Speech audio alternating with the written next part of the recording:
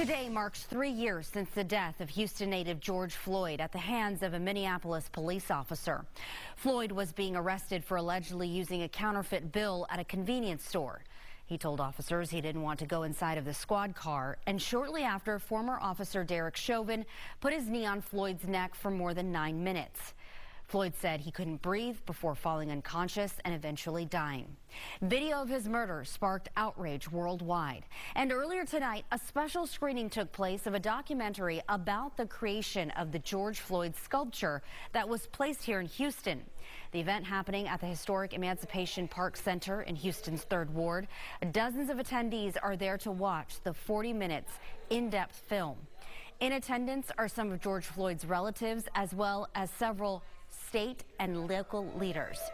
Floyd's sister sending out a message of forgiveness tonight. I just want to say this. America might think I'm crazy for saying this, but I have to get this off my chest. At this point, 3 years down the line, I do forgive Derek Chauvin for what he did. It's not okay that he did it, okay? But I have to forgive him in order to move forth with my life. Modern house Negro loves his master. He wants to live near him. He'll pay 3 times as much as the house is worth just to live near his master. And then brag about, I'm the only Negro out here.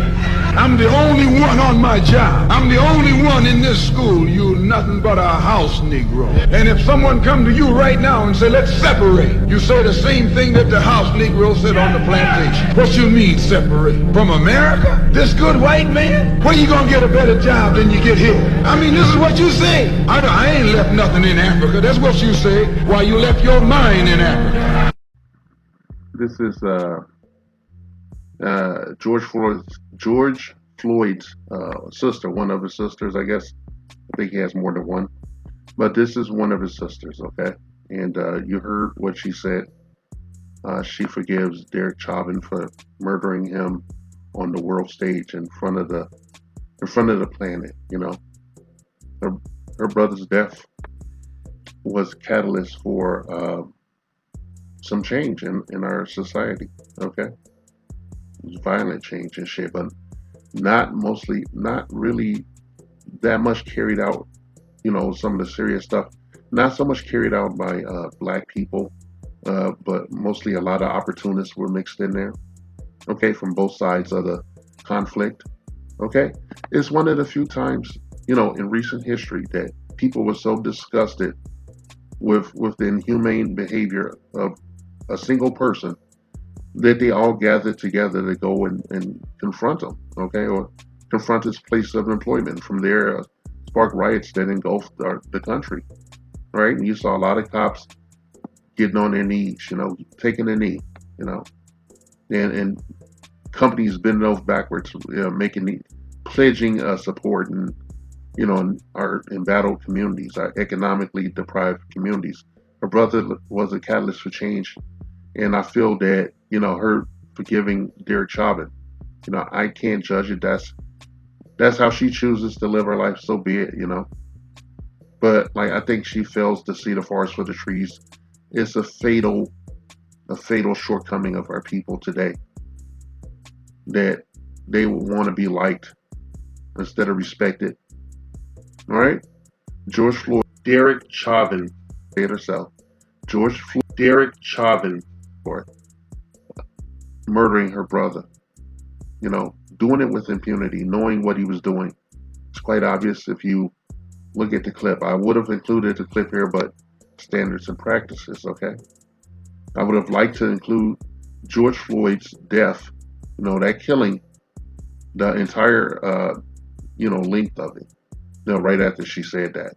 Because, you know, black men, we have no friends, even in our own communities, in our own homes, in our own blood. You know, these people, they seek to strip mine you, even in death, posthumously. She's looking for some clout and probably a check. I have to be honest with what I say, man. How could you watch someone murder your brother and then say what you said and whatnot when they haven't even shown a sliver of remorse and they're trying to get out of the, you know, a lighter judgment than I thought he should have got. I thought he should get the death penalty for that bullshit, because he killed a man with impunity and it had nothing to do with whatever George was supposedly doing. He didn't have. There's no death penalty for passing a bad counterfeit bill.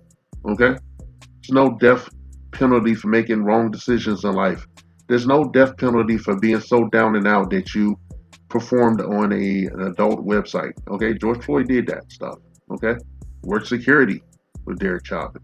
All right, so I'm not going to go over the case or anything or the outrage. I think we all know. Okay, but this is out of pocket behavior. I don't even have to say that and shit. And I'm disgusted. I'm disgusted by his family members' reckless behavior.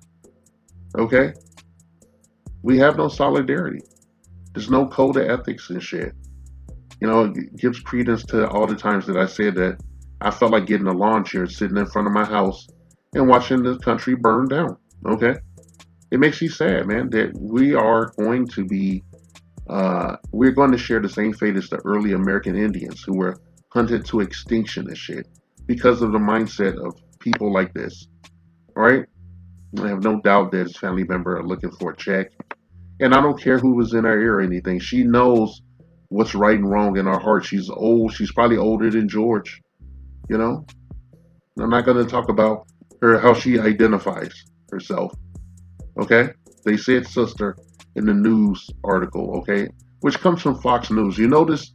I want you guys to notice a lot of this bullshit, this emotional terrorism. These emotional attacks on our community, on our people, are coming from Fox News, the propaganda network. All right. I only say Fox News because that's the full name of the channel and that's what's on the logo. But it's just propaganda. It's negative propaganda designed to demoralize you. The reason you even see this goddamn story, they give a fuck to even put it up, is so that you can see it and feel like all that didn't mean shit. Okay? Like the asshole racists out there who run a lot of shit, they want you to constantly be in a sense of turmoil. They want you to feel it, okay? They want you to feel a pervasive sense of their superiority over you and shit. It's terrorism and shit, emotional terrorism. The only way you can stop that is by openly saying what it is to their faces, okay? When you feel like someone's doing something to you, racially motivated, tell them, hey, you're a racist. Okay, I don't care what they say or if they use the word woke or any of that kind of shit. All right, we have no fucking friends. And the government ain't gonna do shit, okay? They ain't gonna do shit.